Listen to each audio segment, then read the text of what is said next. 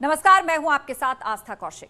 चलो केदार चलें। इस एपिसोड में आपको हम आज उस जगह ले चलेंगे जहां पर पार्वती जी ने गणेश जी को जन्म दिया, और वो जगह भी दिखाएंगे जहां पर शिव ने क्रोध में आकर गणपति के सर को धड़ से अलग कर दिया था। और इन रहस्यों के बीच गौरी कुंड में गर्म और ठंडे पानी के स्रोत भी दिखाएंगे, जिसके बारे में ग्रंथों में जिक्र मिलता है।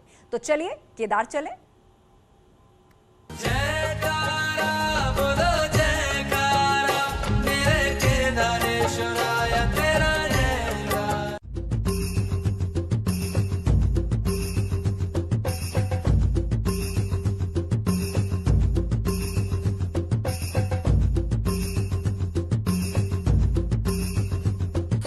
क्या आप जानते हैं शिव ने भगवान गणेश का सिर किस जगह से काट दिया था?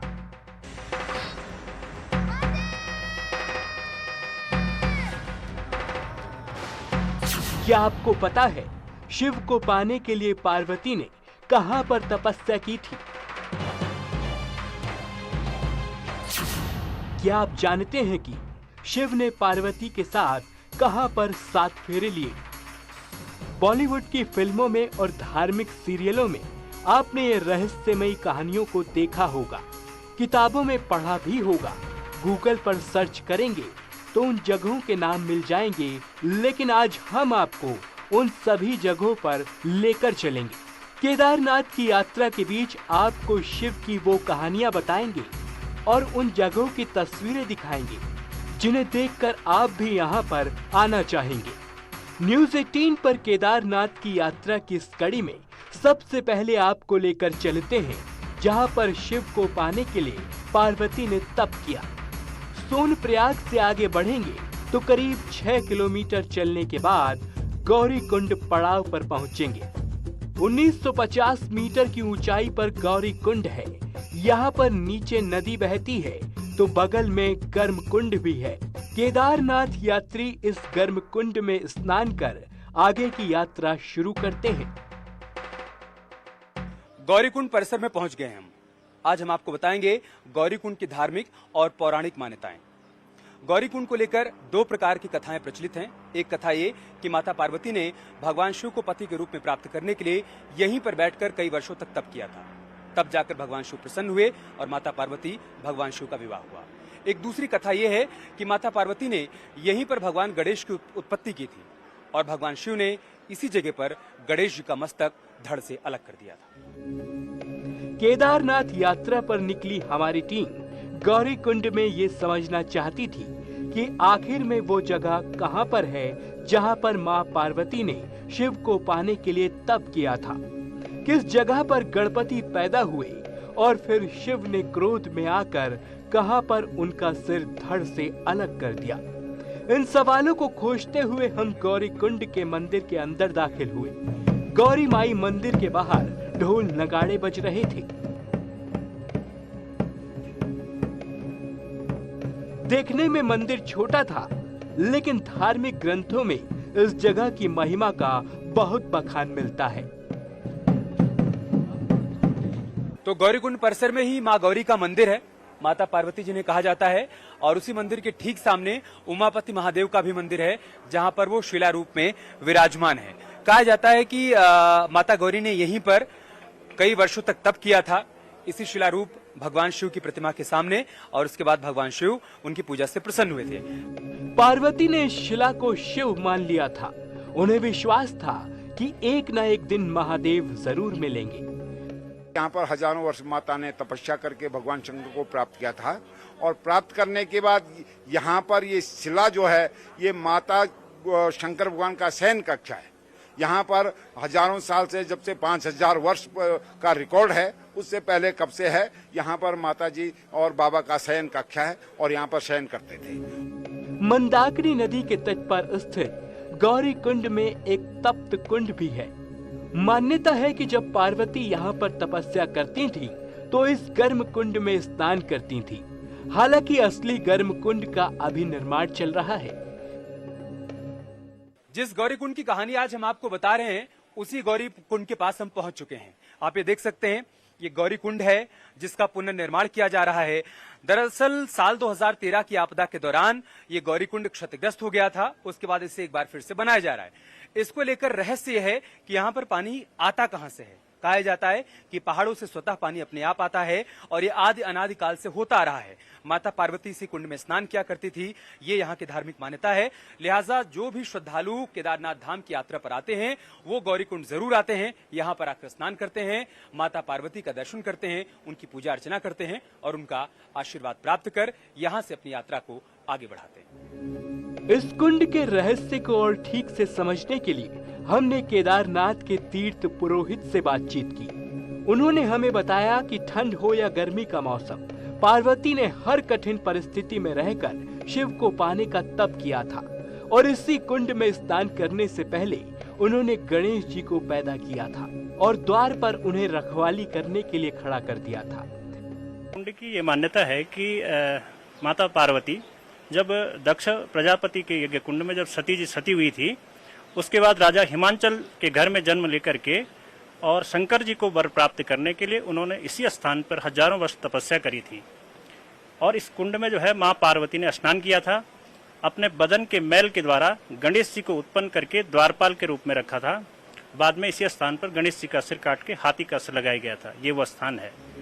जब माँ पार्वती इस कुंड में स्नान कर रही थी तभी शिव के गण पार्वती से मिलने आए, लेकिन गणेश ने उन्हें नहीं जाने दिया। शिव इस बात से क्रोधित हो उठे और क्रोध में वो गणेश के पास पहुंचे। पहले समझाया, लेकिन जब गणेश ने महादेव को भी अंदर नहीं जाने दिया तो गुस्से में अपने त्रिशूल से गणपति का सिर काट डाला। भगवान शिव ने जहां पर गणेश के सिर को धड़ से अलग किया था वो जगह गौरी कुंड से 4 किलोमीटर दूर है। हम आपको वहां भी ले चलेंगे, लेकिन पहले गौरी कुंड के बाकी रहस्य को समझते हैं। गौरी कुंड से आगे बढ़कर अब हम चल रहे हैं तप्त कुंड की तरफ, जिसे गर्म कुंड भी कहा जाता है और सबसे ज्यादा रहस्य उसी को लेकर है। रहस्य ये कि पूरे केदारनाथ धाम में जब इतनी ठंड पड़ती है, पूरे साल यहाँ पर ठंड पड़ती है, कई बार पारा माइनस में भी चला जाता है, जितनी नदियां हैं उनका पानी ठंडा है, तो फिर तप्त कुंड का पानी गर्म कैसे रहता है? यही रहस्य जानने के लिए हम यहाँ पर पहुंचे। चलते हैं हमारे साथ। तप्त कुंड गौरी माई के मंदिर की शोभा बढ़ाता है। 2013 में भीषण आपदा के चलते तबाह हो गया था। तप्त कुंड का मुख्य स्रोत मूल स्थान से आगे खिसक गया, लेकिन पानी की गर्माहट आज भी उतनी ही है। पानी पहले की रफ्तार में बहता है।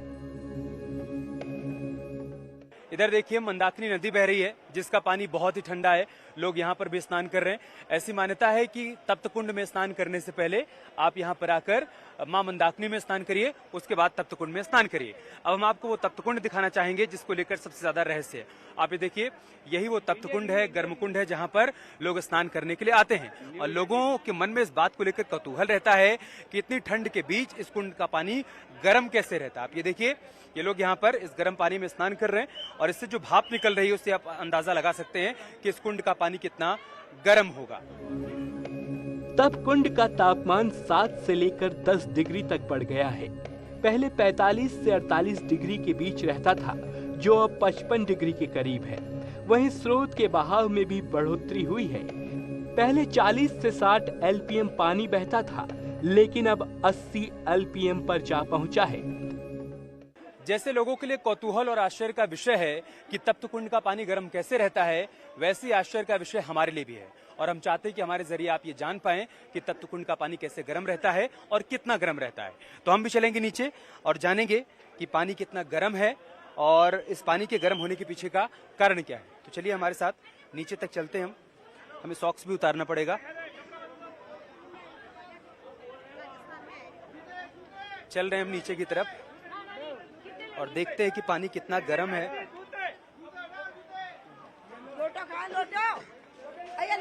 पानी बहुत ज्यादा गर्म है, बहुत ज्यादा गर्म, इतना गर्म कि आप इसमें पैर भी नहीं रख सकते हैं। अब ये देखिए, मैं नीचे जैसे ही पैर रख रहा हूँ तो पानी बिल्कुल उबला हुआ है, जैसे आप गैस पर पानी उबालते हैं। और जहाँ पानी निकल रहा है ये भी देखते हैं, बहुत ही गर्म है पानी, बहुत ही गर्म है। लोगों की आस्था है, श्रद्धा है कि जो कि तप्त कुंड में स्नान करने के लिए आते हैं वो, यकीन मानिए जैसे आप गीजर में पानी गर्म करते हैं या फिर गैस चूल्हे पर पानी गर्म करते हैं और पानी जितना गर्म होता है ये पानी उतना ही गर्म है। और मैं गौरव से कहूंगा कि थोड़ा करीब आइए गौरव, आप थोड़ा करीब आइए। यहाँ पर पानी के बुलबुले भी दिखाई पड़ रहे हैं। ये पानी कहाँ कहाँ से निकल रहा है हम आपको वो भी दिखाएंगे। यहाँ से जो पानी निकल रहा है वो एकदम गर्म और उबल रहा है, लेकिन इसके अलावा हम आपको बताएंगे कि सोर्स और क्या क्या है पानी निकलने का। ये देखिए इस वक्त हम जहाँ मौजूद हैं, ये देखिए यहाँ से इस चट्टान के बीच से पानी निकल रहा है और उतना ही गर्म है जितना वहां से निकलने वाला पानी है। तो यहाँ आने वाले लोगों के मन में इसी बात को लेकर कौतूहल बना रहता है, आश्चर्य रहता है कि आखिर ये पानी आता कहाँ से है और ये पानी इतना गर्म कैसे हो जाता है। इस सवाल का जवाब यहाँ के पुरोहित ने दिया। उन्होंने ये भी बताया कि इस कुंड में नहाने से पुण्य मिलता है और चर्म रोग भी ठीक होते हैं। यहाँ का जो जल है वो प्राकृतिक रूप से अपने आप गर्म रहता है। श्री केदारनाथ जी की यात्रा प्रारंभ करने से पहले इसी कुंड में स्नान किया जाता है। इस कुंड में स्नान करने से अनेक रोग दूर होते हैं और इसका जो स्नान करने का बहुत बड़ा माहात्म्य है। समस्त पाप से मुक्ति होती है और समस्त तीर्थयात्री यहाँ से स्नान के बाद ही केदारनाथ की यात्रा प्रारंभ करते हैं। इस कुंड का रहस्य ही महादेव के भक्तों को खींच लाता है। वो केदारनाथ की ऊंची चढ़ाई पर चढ़ने से पहले न सिर्फ गौरी के तपोभूमि को देखते हैं, बल्कि गणपति के पैदा होने के रहस्य को भी समझते हैं। हमने सुना था गर्म पानी आता है इस कुंड में, जो जितने भी कोई रोग है या कोई और कोई वो है, इस कुंड में नहाने से उसका सारा कुछ हो जाता है, ऐसा कहते हैं। पानी बहुत गर्म था, इतना गर्म पानी है कि वैसे एक साथ पानी नहीं डाल सकते। मैंने सुना यहाँ की तारीफ, मैं फर्स्ट बार आई हूँ, मुझे बहुत अच्छा लगा। यहाँ का माहौल देख के इतना अच्छा लगा, मैं बार बार वापस यहाँ पे दोबारा आऊँ। भगवान वापस बुलाना, मुझे बहुत अच्छा लगा नहाने में धोने में।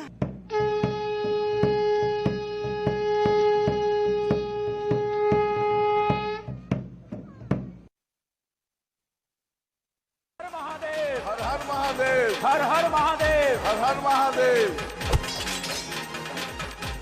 गौरी कुंड में आपने अब तक देखा तप्त कुंड, जहाँ पर गर्म पानी का स्रोत है। ठंडा पानी लेकर बहती मंदाकिनी को देखा।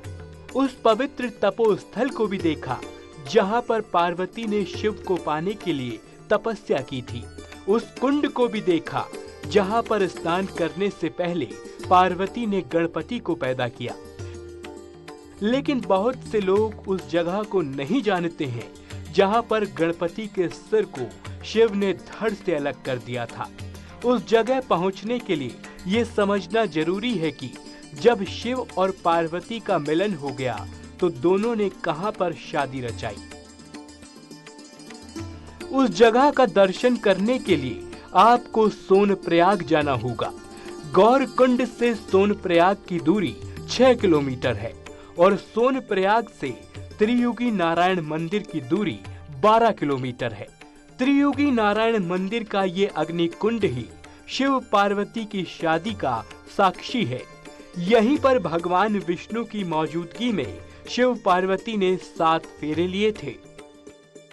ये धनंजय नाम की अखंड अग्नि है, भगवान शिव की पाणी ग्रहण की बेदी। ये अग्नि जो आप देख रहे हैं इसका नाम धनंजय नाम है और ब्रह्मा जी ने इसको वेद मंत्रों द्वारा उत्पन्न किया था। इन्होंने साक्षात भगवान शिव के विवाह की आहुतियां ली थी, तब से आज तक ये अखंड है। ऐसी मान्यता है, त्रेता द्वापर तक ये अपने आप चलती थी। कलयुग में जब यहाँ पे इंसानों की बस्ती हुई तो कलयुग का हर चीज का प्रभाव पड़ने लगा, तो ये अग्नि भी मंद पड़ने लगी। उसके बाद से इसमें नित्य होम होता है, नित्य समिधा चढ़ाई जाती है, तब इसको अखंड रखा गया है। कहते हैं त्रेता युग से ये अग्नि अखंड है। न्यूज़ 18 की टीम त्रियुगी नारायण मंदिर के रहस्य को समझने के लिए आगे बढ़ी और फिर गौरी कुंड पहुंची। गौरी कुंड से 4 किलोमीटर चढ़ाई के बाद हम उस मंदिर तक पहुंचे, जहां पर मुनकटिया गणेश का मंदिर है। मान्यता है कि जब पार्वती गौरी कुंड में स्नान कर रही थी तो यहीं पर गणपति द्वारपाल बने खड़े थे।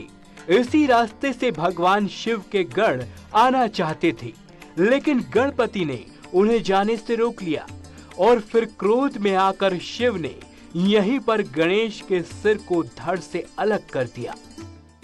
उन्होंने अपना त्रिशूल निकाला। जब तक अन्य देवता रोकते भगवान महादेव को, तब तक भगवान गणेश का सिर धड़ से अलग हो गया था। ऐसा कहा जाता है कि वो जो मस्तक है भगवान गणेश जी का, वो श्री शैलम में वहाँ उसकी पूजा होती है, और नीचे का जो शेष हिस्सा है वो यही मंदिर है पास में, श्री गणेश मंदिर वहाँ पे है। तो फिर माँ पार्वती को ये स्नान कर रही थी, तो उनको आभास हुआ कि मेरा कुछ नुकसान हो गया है। तो वो वहाँ देखते हैं, चले जाते हैं वहाँ पे कि देखते हैं सारे भगवान भोलेनाथ, ये आप क्यों, कैसे? तो उन्होंने कहा कि मेरे पुत्र को आप जीवित करो, मेरे पुत्र को क्यों मार दिया? बाद में